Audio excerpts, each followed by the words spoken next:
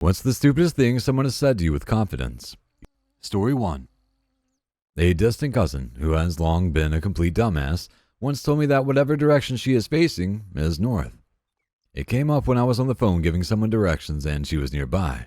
I said something like, go north on X Street, then take a left on Y, etc. She overheard me and said that I didn't make any sense because whatever direction you're facing is north, so north changes depending on which way you're facing. I said, no. North is north. It's only the direction you're facing if you happen to be facing north. She started arguing with me over it. She definitely was not just fucking with me because she's the dumbass that has a long history of saying really stupid shit. Thought I had a horrible sense of direction because I had to get lost anytime I had to follow head on north type directions. It wasn't a big deal to me. GPS had been a thing for years and everyone has a cell phone and navigation anyway. And I contained my hiking to well-marked trails when I'd go out adventuring. A friend offered to help me figure out my error because it wasn't like sense of direction is relevant when following instructions. He wrote up directions from his hunting cabin over to the duck blind, and we both had a compass and the instructions. Walked out onto the porch, took a few steps, then realized we were both going in different directions. He came back over to see how I'd managed to get lost already. Head southeast, 300 meters. Okay, get red pointy direction thing to southeast, walk 300 meters. He gave me a funny look and asked if I knew how compasses worked. Of course, magnetic north attract. Oh. Story 2. Coworker of mine, after they find out that I'm colorblind. So you can't see this, is holding a red tray we used to carry orders out. I mean, yeah, but wait, you can see the tray? Confused for a moment. Did you think I couldn't see the object because it's red? Well, duh, if you're colorblind, you can't see things that are that color, right? They aren't invisible to me, you dumbass. I just can't properly tell what color it is. Story 3. If you ever fall out of a plane without a parachute, you should grab onto the ground when you hit it so that you don't bounce because it's the bounce that kills you, not the first impact. He swore that it was true and that a skydiving instructor had told him. Story 4. People in high school didn't believe me when I told them that English came from England and was indigenous to England. Similarly, for some reason, someone in college insisted that English was indigenous to America. I was in New York City for a holiday and someone I was speaking to asked me if I was French. I said, no, I'm English. She told me I wasn't speaking real English. I had to explain to her that would be difficult considering I speak English and am from England. She did not see the irony. Story 5. My history teacher in high school. She didn't really say it, but she had a question on her test that basically asked where Pearl Harbor was, and to her the correct answer was Japan. So everybody who answered Hawaii got it marked wrong. There was a student revolt and she insisted it was in Japan because there was no way Japanese aircraft would make it all across the ocean to attack us. We then had to explain to her that aircraft carriers were a thing back then. She wasn't convinced. Anyway, parents got involved and eventually the principal had to step in. The whole test was called into question because of some other questionable stuff. The whole thing was thrown out and we all got A's. Story 6.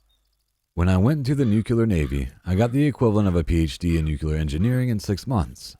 All the real nuclear engineers just fell down laughing. Talk about brainwashing. Having gone through that program, I can attest that it's rigorous. Having gotten out of the nuclear navy and going to college to study nuclear engineering, I can attest they are not the same. Story 7. A few of my coworkers and I went out to eat after work to a local bar and grill. One of my coworkers is pescatarian. Another one of my coworkers, Chris, is prone to speaking with absolute confidence about things he has incredibly little knowledge about. Janice, pescatarian, orders buffalo shrimp, which is listed under a header of wings and bites. Chris, with supreme confidence, corrects her and says, "No, dear, those are wings." He got possibly the dirtiest look I've ever seen as the table started laughing at him uncontrollably. My old roommate and I went to dinner at a nice restaurant one night. I ordered a veal dish and she got lamb. After our orders were placed, she started to scold me about how could you eat a baby animal? That's so sad and mean and disgusting. She apparently did not know that lamb was a baby sheep and had eaten it regularly all her life. Story 8. I had a roommate in college who visited Spain and thought it was hilarious that people there commented on his accent. Per him, I don't have an accent. I'm an American. Tom, you're one of the reasons that people think we are all stupid. In a similar vein, a friend of mine in college had a boyfriend from the UK. You would not believe how many people asked him how he was able to speak English so well. It was horrifying. I was having a conversation with someone from the UK and one of my friends complimented his accent. He said he liked our accents as well, and she just goes, "We don't have an accent, haha." The look of utter confusion on this dude's face killed me. Story 9. I worked IT support and provided escalation support for the help desk and desktop support teams. One day, a desktop support tech came into my office for help. The laptop couldn't access the internet.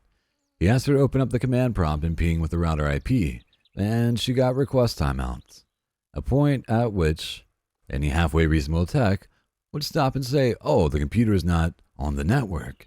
She, on the other hand, got the most know-it-all snooty tone and said to me, "I need you to focus on the problem. He cannot get on the internet. He doesn't even use this ping thing." Story 10.